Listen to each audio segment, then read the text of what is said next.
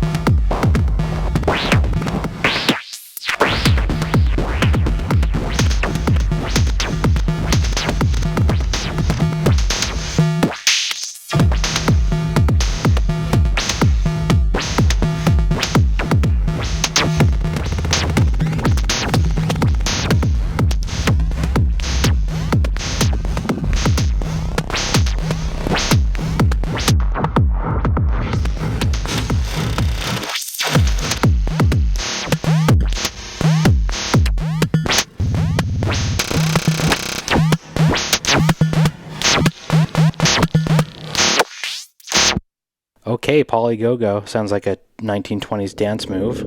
In name, in timbre,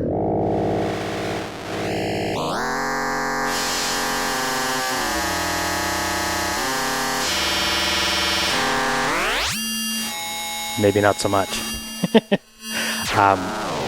I immediately have my ears perking up when I see digital oscillator. I love them. They can go to extremes that I really appreciate that maybe analog can't do as easily. Yes. And immediately very hands-on, and I am resisting the urge this entire video to just do this all day with modulation, no less. Here we go. Into the teeth.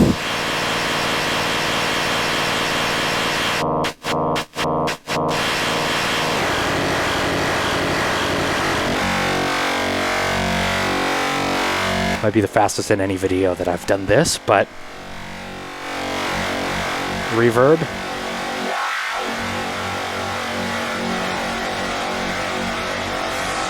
Low pass.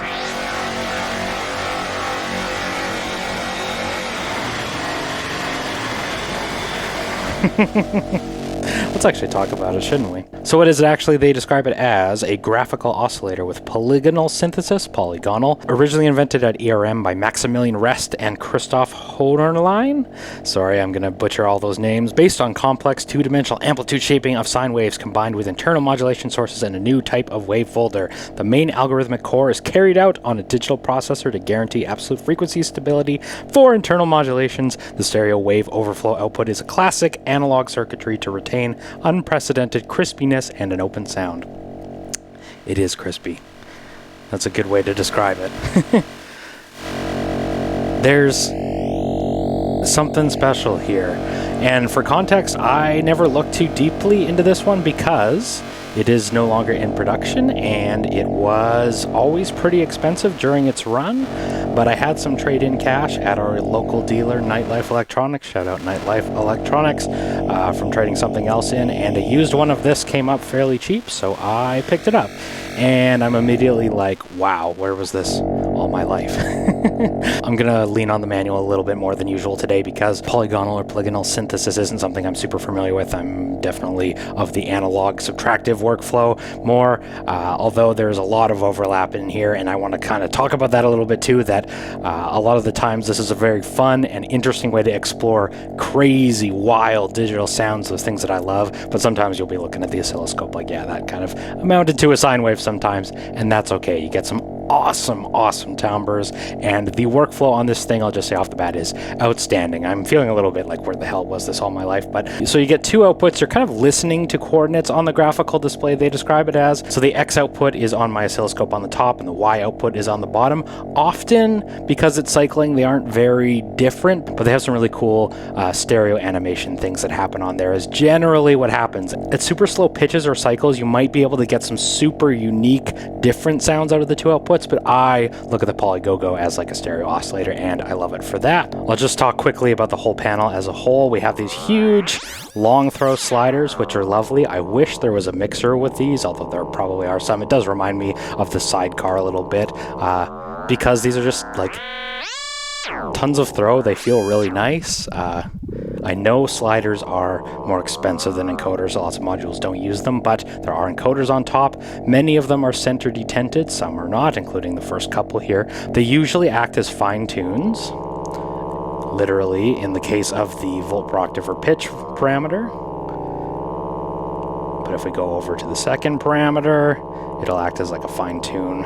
But then when you send the modulation, so we'll send it into our order input, then this will work as an attenuverter for sending it positive. So my LFO will go positive or negative.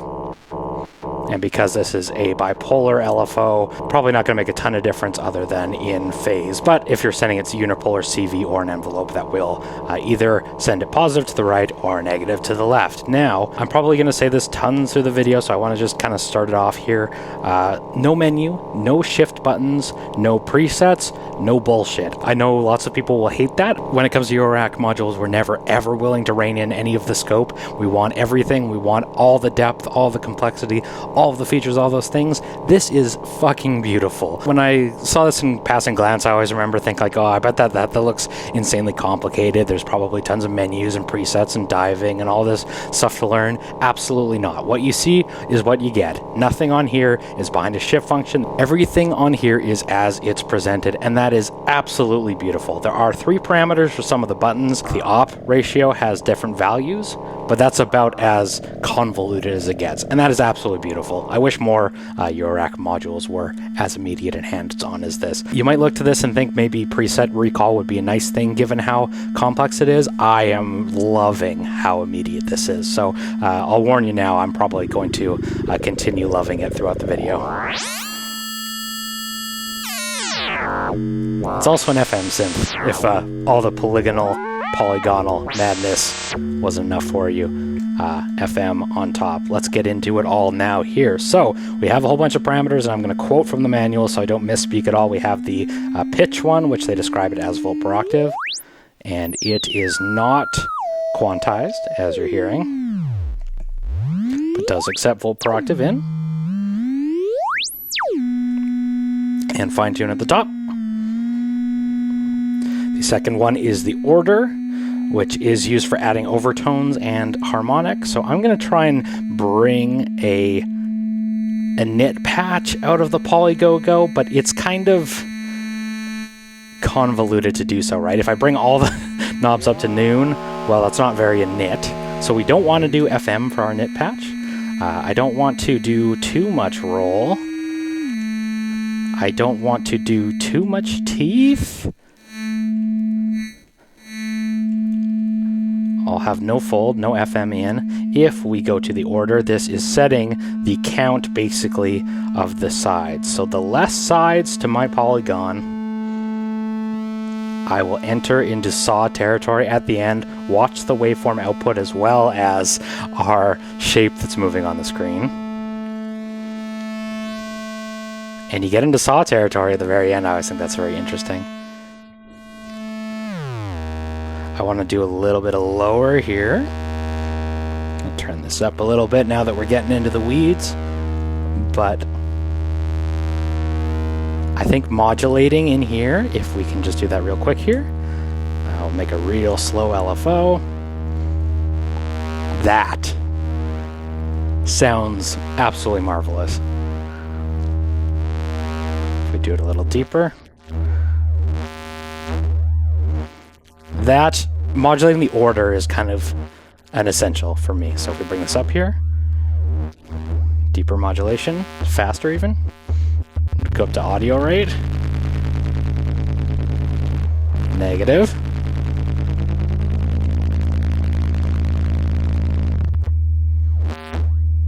we are using a triangle wave. What if we use a sine? So we got like FM almost, although we are modulating the timbre, not the timbre, the order, the order which is changing the timbre. And again, like many beautiful modules, you don't need to be a polygonal synthesis expert. I certainly am not one to enjoy it. Listen to that. Heck yeah. Hell yeah. I find the sweet spot for this one for me is be in the low end and modulate it. Get some of that wave shaping going. So we'll forgo that for a moment so we can demonstrate the other forms. But you also get these sort of PWM-y sounds too, right? This is the sweet spot. That sounds totally like PWM to me, right? Right there. Yes.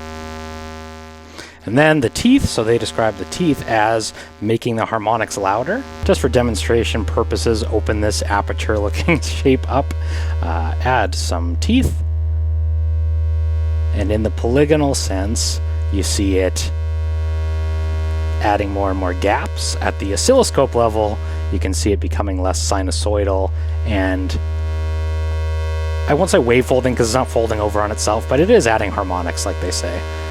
And it gets real sharp up at the top. Starts to sound like PWM until it cuts out. I'm going to keep making PWM comparisons because that's kind of the only place I know to go to. But if we modulate that, make it slower LFO, this thing just is an excellent destination for mod sources. It's one of those that really benefits from them.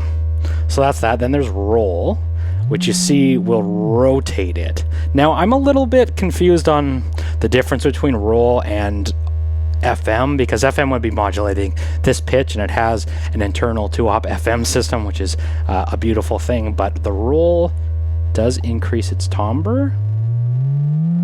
So it's almost like FM in a way, because the same way that FM can change the timbre, this roll can as well, but the roll is like specific for changing the shape of the polygon. They describe it as FM and vibrato-like effects at the stereo output, and see how our shapes have diverged.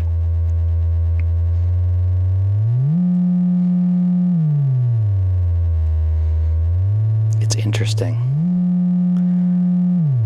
Now on top of that, I'm going to try and understand this all. There is a cycle button. So if you hit cycle with the cycle button, you can toggle whether the polygon is always drawn from the same spot or whether it begins drawing from the last position. So this is the effect of spinning the polygon, creating additional stereo movement. It creates spatial phase shift between the X and Y. So if we bring this up here and toggle the cycle, almost has a little bit of ring mod sound to it. But the difference between the X and Y outputs is something to consider.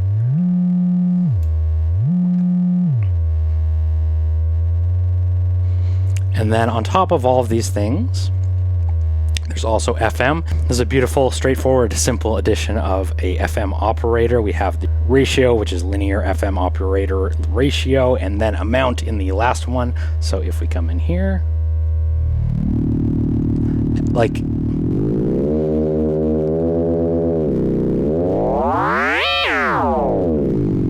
yes. Now if we hit the ratio button, it'll lock us into musical intervals, so it's going to jump.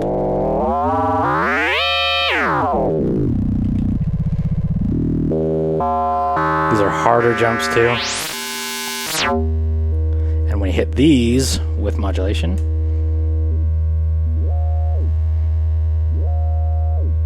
especially when you are locked into ratios, yes, get these cool musical stepping things. If we do more amount, yes, go to the top and send it negative. Or if we modulate our amount,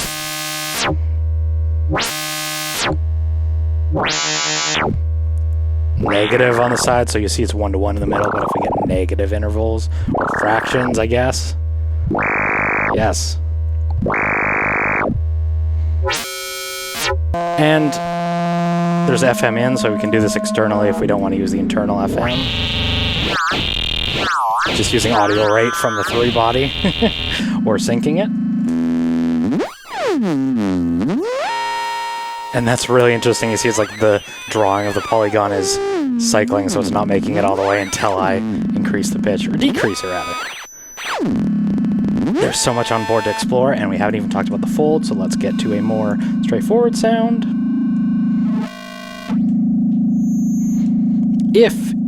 Now there is a relationship between the teeth and the fold.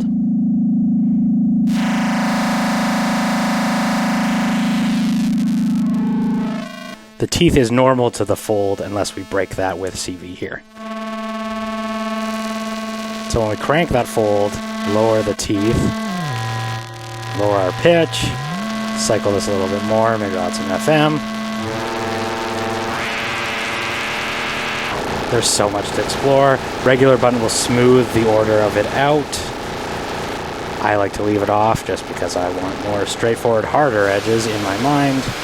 You might tell me that using that with wave folding will change it a little bit, but add some reverb. And I think we'll just explore some sounds here before we go. I think Polygogo is awesome. It presents something new in a way that is incredibly immediate. The design is beautiful. The only downside is it's pretty large, but it can do so many different interesting stereo sounds. I think you can have digital fun with it for days. So this is one of those that I'm wondering if the novelty of it all might wear a little thin after a while. I see lots of these come up used, but at least at the beginning here, I'm over the moon. Will that be forever? Who knows? Add some data bender to glitch it out.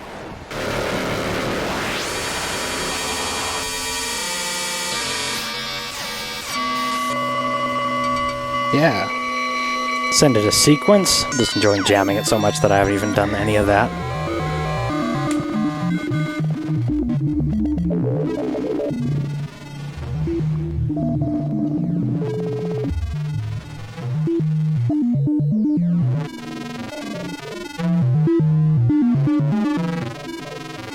Crank that cycle.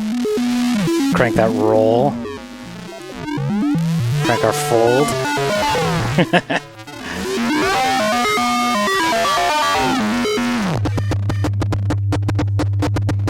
Like, this pleases the tafony.